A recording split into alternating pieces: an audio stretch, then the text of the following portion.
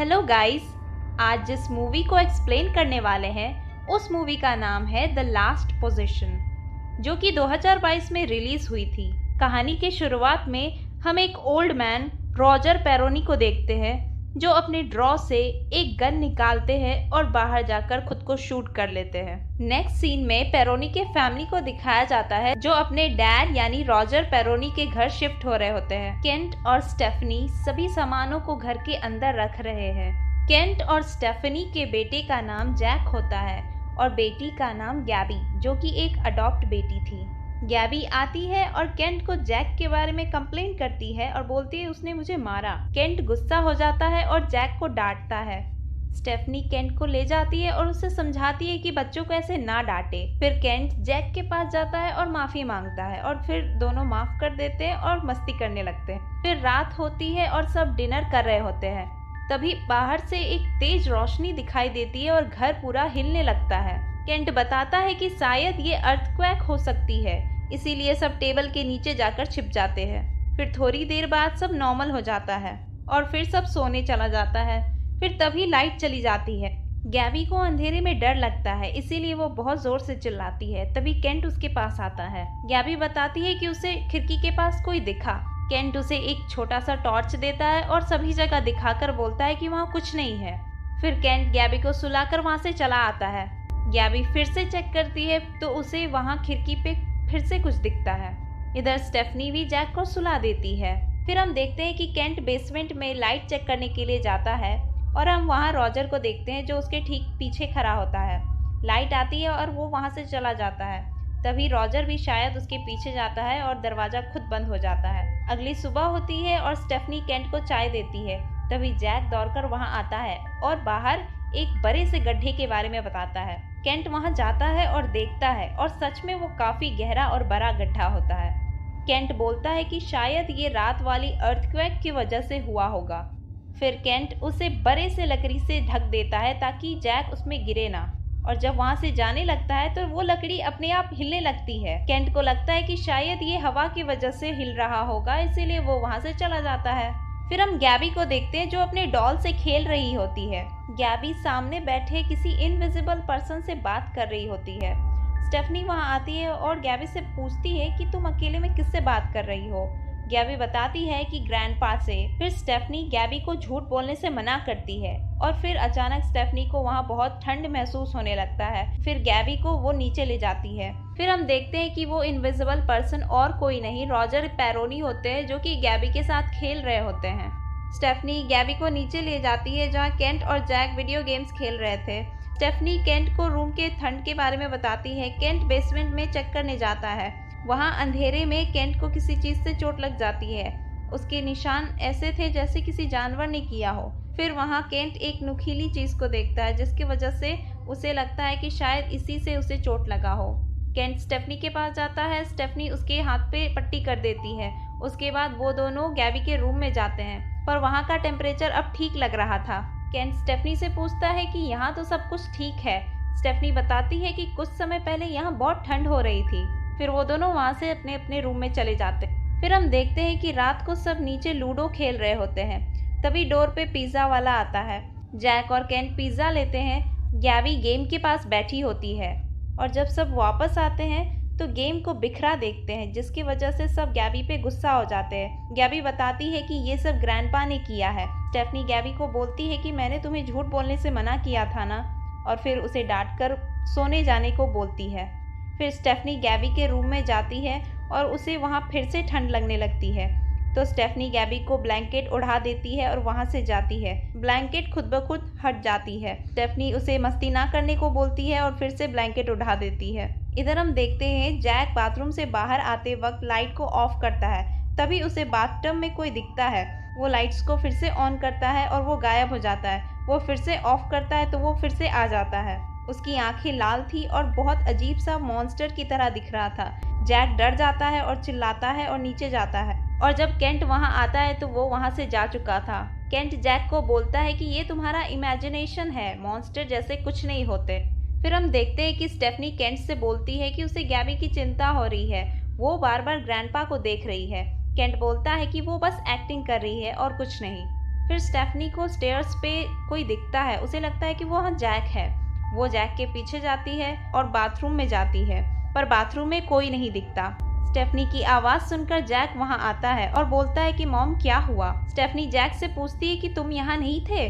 Jack बताता है कि नहीं, मैं सो रहा था। स्टेफनी को नीचे से फिर से आवाज़ आती है और सब वहाँ देखने जाते हैं तो देखते हैं वहाँ सारा सामान बिखरा हुआ था और जैसे लगा कि कोई चोर आया था और डोर भी खुला था और वहाँ से भाग गया। केंट वहाँ के कॉप्स को कॉल करता है और सब बात बताता है। अगली सुबह केंट अपना ऑफिस जाता है। बच्चे बाहर खेल रहे होते हैं, तभी खेलते खेलते उसका बॉल उस गड्ढे के पास जाता है। फिर जब जैक बॉल को लेने जाता है, बॉल खुद ब खुद गड्ढे की तरफ जाने लगता है। तभी अचानक गैबी के हाथ से बैट खुद ब खुद उड़कर गमले में लग जाता है, जिसकी वजह से जैक वहीं रुक जाता है। स्टेफनी बाहर आती है और दोनों को डांटती है और अंदर जाने को बोलती है। तभी वहाँ हम रॉजर पेरोनी को देखते हैं। शायद उन्होंने ही उस बैट को वहाँ गिराया था। फिर हम केंट को देखते हैं जो काम कर रहा होता है, शायद वो किसी चीज पर रिसर्च कर रहा होता है। तभी वहाँ हेक्टर आता है जो वहीं काम करता था और केंट से सैंपल लेता है। इधर हम गैबी और जैक को देखते हैं जो खेल को लेकर झगड़ा कर रहे होते हैं। तभी मॉम जैक की आवाज़ सुन लेती है। मॉम जैक को बुलाती है। जैक अपना रिमोट वहाँ रखकर चला जाता है। गैबी उस रिमोट को ले लेती है और छिपने चली जाती है। तभी गैबी को वहाँ ग्रैंडपा जो गैबी को लेकर ऊपर वाले रूम में चले जाते हैं और गैबी को वहाँ छुपने के लिए बोलते हैं और मॉन्स्टर से बचने को बोलते हैं जो शायद उस घर में होता है। गैबी वहाँ छुप जाती है और इधर जैक सब जगह गैबी को ढूंढता है पर उसे कहीं नहीं मिलता। तब वो लास्ट में मॉम के पास जाता है और गैबी के बारे में बताता है। मॉम जैक के साथ गैबी को ढूंढने लगती है। वो दोनों गैबी को आवाज़ लगाती है पर वो नहीं निकलती। स्टेफनी ढूंढने के दौरान बहुत सारे डोर्स को खुला छोड़ देती है।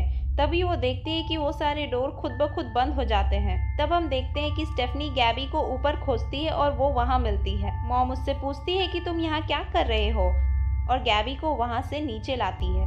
तभी गैबी को शीशे में कोई दिखता है जिसकी वजह से उसकी पैंट गीली हो जाती है और जब स्टेफनी देखती है तो उसे वहाँ एक बहुत भयानक मॉन्स्टर दिखता है जो बहुत ही डरावना दिख रहा होता है।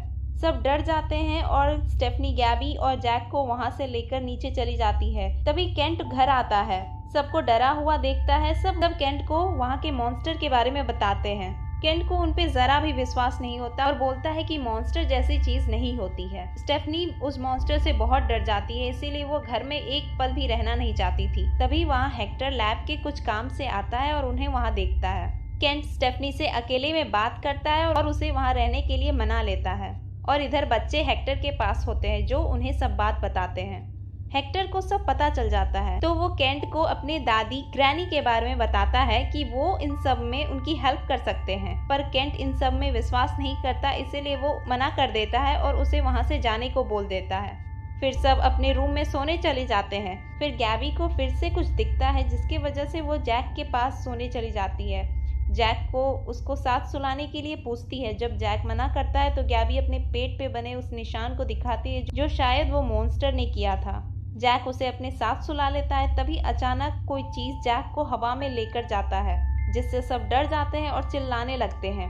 तभी केंट और स्टेफनी को ये आवाज सुनाई देती है और वो दौड़कर ऊपर आते हैं। जैक को हवा में देख वो लोग भी डर जाते हैं और फिर केंट जैक को पकड़ने की कोशिश करता है। उसे बचाकर सब घर से बाहर निकल जाते हैं और कार में बैठकर किसी होटल में चले जाते हैं। वो लोग होटल में रात भर रुकते हैं और फिर सुबह स्टेफनी को एक सपना आता है जिसमें वो मॉन्स्टर उन बच्चों पर हमला करता है, जिसकी वजह से स्टेफनी डर जाती है और चिल्लाने लगती है।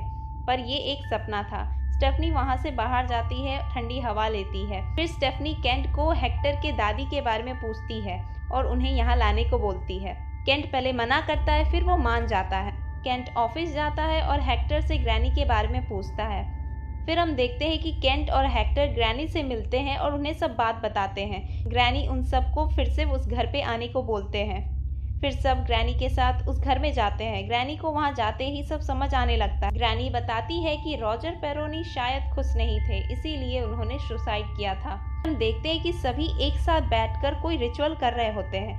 तभी गैबी ग्रैंडपा को बुलाती है क्योंकि ग्रैनी ग्रैंडपा को देखना चाहती थी। तभी ग्रैनी अजीब सी हरकतें करने लगती है और वो सब कुछ समझ जाती है। ग्रैनी एक अजीब सी दिखने वाली क्रिएचर को देखती है जो शायद ये सब कर रहा था। ग्रैनी ये भी देखती है कि वो एक एलियन होता है जो दूसरे ग्रह से यहाँ आया है। ग्रैनी बताती है कि उसे इंसान की शरीर की ज़रूरत है और बोलती है कि किसी भी हालत में उसे इंसान का शरीर मत लेने देना। तभी अचानक वो क्रिएचर वहाँ आता है और जैक को लेकर बेसमेंट में चला जाता है। उसके पीछे पीछे केंट और हेक्टर जाता है।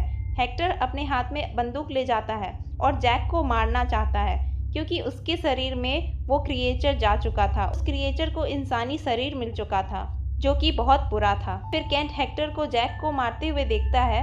केंट हेक्टर को मना करता है और उसी बीच केंट को गोली लग जाती है। केंट का पैर जख्मी हो जाता है। जैक हेक्टर को धक्का देकर वहां से भागता है। फिर हम देखते हैं कि गैबी किसी चीज से जैक पर हमला करती है जिसकी वजह से जैक बेहोश हो जाता है और तभी हम देखते हैं कि केंट भी जैक को मारने के लिए तैयार हो जाता है क्योंकि उस क्रिएचर ने जैक का शरीर ले चुका था और अगर उसे ना मारा जाए तो वो बहुत ही घातक हो सकती है सभी के लिए। केंट जब ना चाहते हुए जैक को मारने जाता है तो वहाँ रॉजर आ जाते हैं और केंट को ऐसा करने से रोक देते हैं।